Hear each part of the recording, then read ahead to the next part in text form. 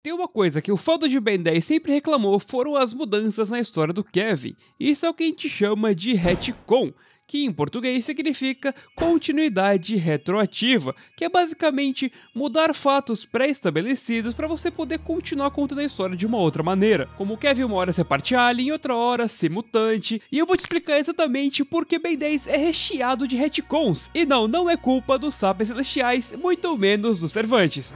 E aí, tudo bem? Eu sou o Viniverso, e primeiro a gente tem que estabelecer uma coisa. A série clássica originalmente foi criada pela Man of Action, um grupo composto por Joe Casey, Joe Kelly, Duncan Rouleau e Steven T. Seagal. Só que por mais que eles sejam os criadores do conceito da série Ben 10, eles de verdade não dirigiram o Ben 10 clássico e na verdade nenhuma das continuações também, com no clássico ele sendo realmente escrito pelo menos uns 2 episódios pelo que a gente tem de informação na wiki. Então na prática Ben 10 foi produzido dentro dos estúdios da Cartoon Network, com outros diretores e um grupo de roteiristas, já que cada episódio é roteirizado por uma pessoa, mas claro com a direção, sempre cuidando de tudo, e o próprio Duncan afirmou que a Man of Action supervisiona tudo, inclusive as outras séries também. Então por mais que eles não estejam ativamente escrevendo tudo e tomando as decisões, eles estão ali para dar um feedback e dar uma supervisionada. E na verdade, a série que o pessoal da Man of Action em si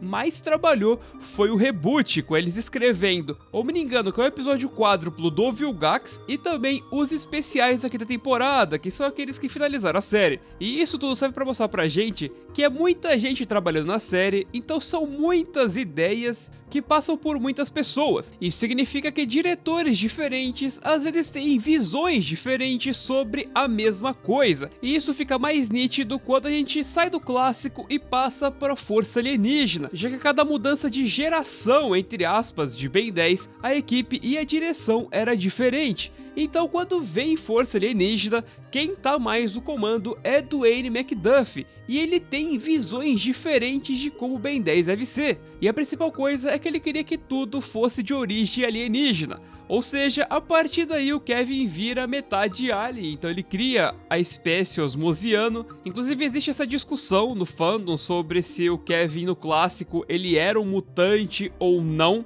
O Kuro do canal The Ink Tank, ele tem um vídeo sobre isso em inglês, onde ele diz que, pelo menos na época do clássico, isso fica em aberto, então Força Alienígena só explorou algo que estava ali e não necessariamente mudou algo que já estava estabelecido. Então, teoricamente, o Kevin ser um alien agora não seria um retcon do clássico, seria só uma explicação dos poderes dele que não tinha no clássico, o que ok, até que faz sentido. E o mesmo aconteceu com a Gwen.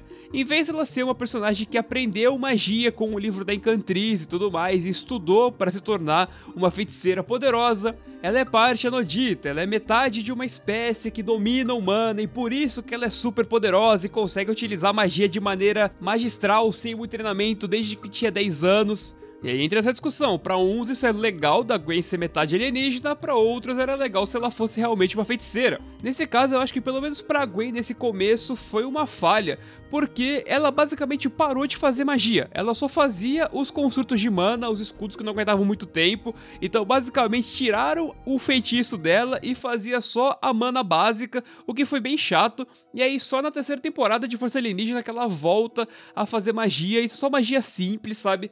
Eu acho que pecaram um pouco nisso e sinceramente podiam ter deixado ela bem feiticeira, mesmo com a explicação alienígena, fazia ela usar magia mesmo assim, sabe? Não precisava tirar isso dela e só voltar depois na terceira temporada, quando eles queriam fazer a série ficar mais parecida com o clássico. Porque também aconteceu isso, né? Força Alienígena mudou o tom da série e depois eles tiveram que fazer o Ben ficar mais imaturo pra parecer mais com o clássico, pra conseguir, né, ter mais público por exigência da Cartoon Network, né? Ou pelo menos tentar ter mais público, né? Não sei se realmente eles conseguiram ter sucesso nisso, porque a qualidade caiu um pouco, pelo menos pra gente da fandom. A gente enxerga que a terceira temporada ela tem menos qualidade, mas talvez pro público geral tenha sido algo bom. Não temos como saber, já que a gente não tem os números específicos, mas eles tentaram dar essa imaturizada no Ben e ela se manteve por Supremacia Alienígena, que é a mesma equipe. Então a gente conta, né, a Força Alienígena e Supremacia Alienígena como basicamente a mesma série dessa forma, porque a equipe que trabalhou é a mesma. Então basicamente essa Era de Força e Supremacia Alienígena estabeleceu muita coisa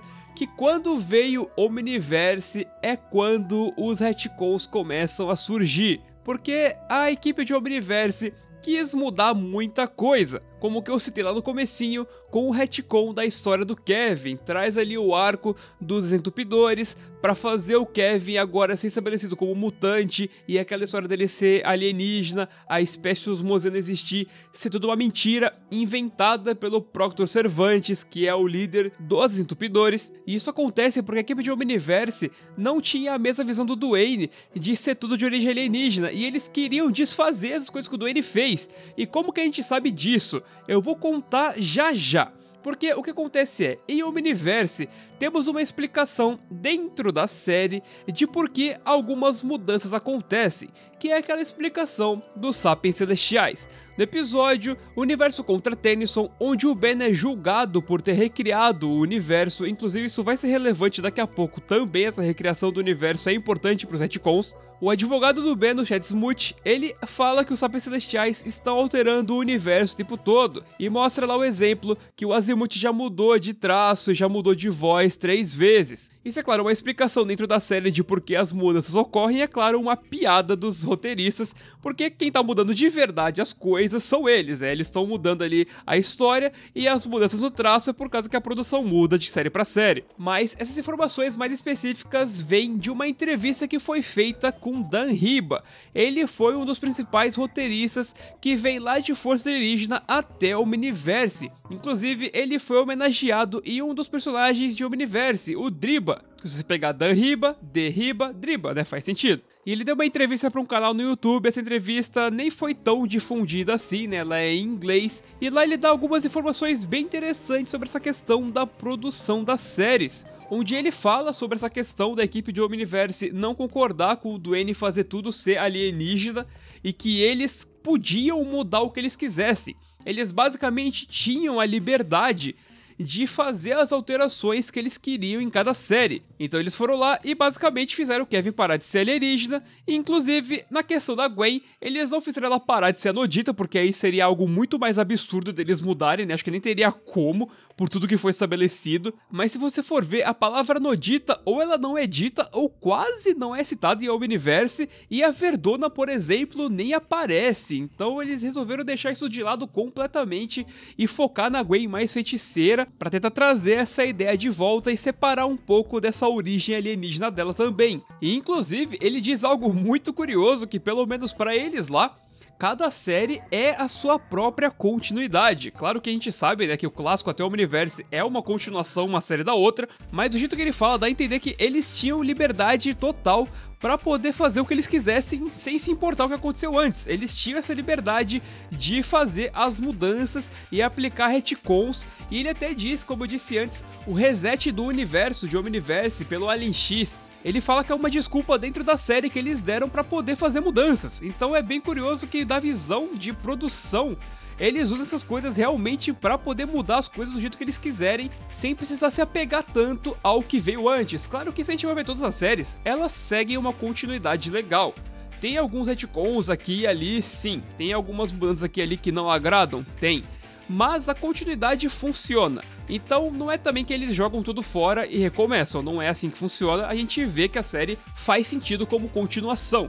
Só que é interessante saber que eles não são obrigados a fazer tudo certinho, sabe? Eles tinham essa liberdade de alterar o que eles quisessem sem nenhum problema, e eles fizeram com o que eles queriam, sabe? O que eles quiseram mudar, eles mudaram. Mas e você? O que você mudaria em Ben 10? Comenta aí. Eu mudaria o botão de like, então clica aí pra mudar ele pra mim, que eu não consigo fazer isso sozinho. Mas é isso, obrigado pela presença e tchau!